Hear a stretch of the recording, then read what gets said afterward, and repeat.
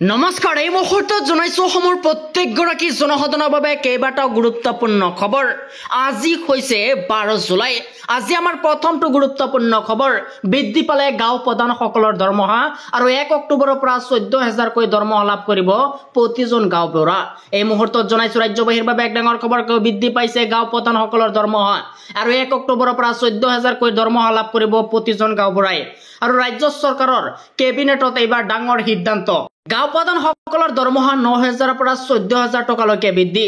মুখ্যমন্ত্ৰী ডক্টৰ হিমন্ত বিশ্ব শৰ্মাৰ এক ডাঙৰ ঘোষণা, বৃদ্ধি পাইছে গাঁও প্ৰধানসকলৰ দৰমহা আৰু 1 অক্টোবৰৰ পৰা 14 অক্টোবৰলৈকে 14,000 কৈ দৰমহা লাভ কৰিব গাঁওবুঢ়া। আৰু ৰাজ্যৰ কেবিনেটত এইবাৰ ডাঙৰ সিদ্ধান্ত, গাঁও প্ৰধানসকলৰ দৰমহা 9,000 পৰা 14,000 টকালৈকে বৃদ্ধি কৰিছে আৰু এই কথা মুখ্যমন্ত্ৰী হিমন্ত বিশ্ব শৰ্মাই ঘোষণা কৰিছে।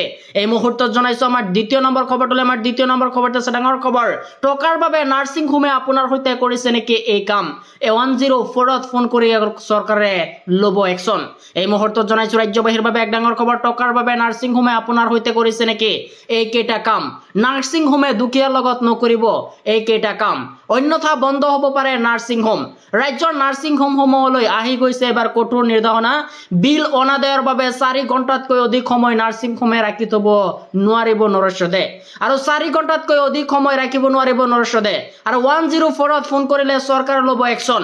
স্থানীয় আৰক্ষীক জনাব পাৰিব সেই ব্যক্তিৰ আত্মীয় আৰু আৰক্ষী গৈ ব্যক্তিগত হাস্পতালৰ পৰা উদ্ধাৰ কৰিব নৰেশদে। আৰু নিয়ম ভংগ কৰিলে 3 পৰা 6 মাহলৈ বাতিল হ'ব লাইসেন্স, 5 লাখ টকালৈকে ভৰিব লাগিব জৰিমনা। বাৰে বাৰে এই কাম কৰিলে বন্ধ হ'ব নাৰ্ছিং হোম। এই মুহূৰ্তত জনাইছো আমাৰ তৃতীয় নম্বৰ খবৰটোলৈ। আমাৰ তৃতীয় নম্বৰ খবৰটো আছে ডাঙৰ খবৰ, পঞ্চায়তৰ অফিচত পত্নীৰ সৈতে বহি থাকিব নোৱাৰিব স্বামী, দিয়ক অভিযোগ আৰু তৎক্ষণাত হেৰুৱাব পদবী। এই মুহূৰ্তত জনাইছো ৰাজ্যবাসীৰ বাবে এক ডাঙৰ খবৰ, পঞ্চায়তৰ অফিচত সদস্যৰ পত্নীৰ সৈতে স্বামী বহি আছে নেকি? এতিয়া দিয়ক অভিযোগ আৰু তৎক্ষণাত চৰকাৰে ল'ব একশন।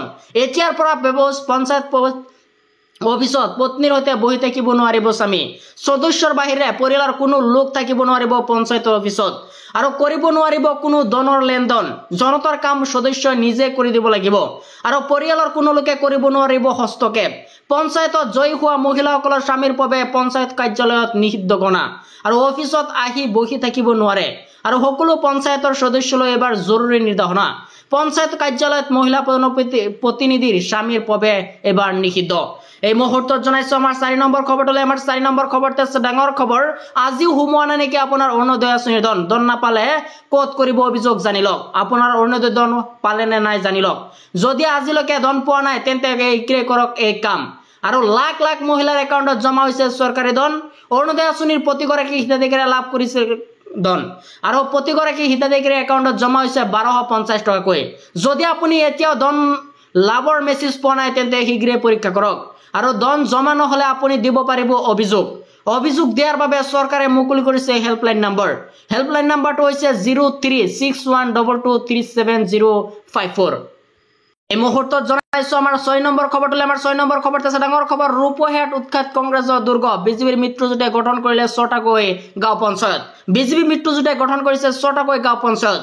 ৰাজ্যজুৰি চলা উচ্ছেদৰ মাজতে বিজেপি মিত্ৰজোঁটে গঠন কৰিছে পঞ্চায়ত গঠনৰ পিছতে কংগ্ৰেছক তোলা।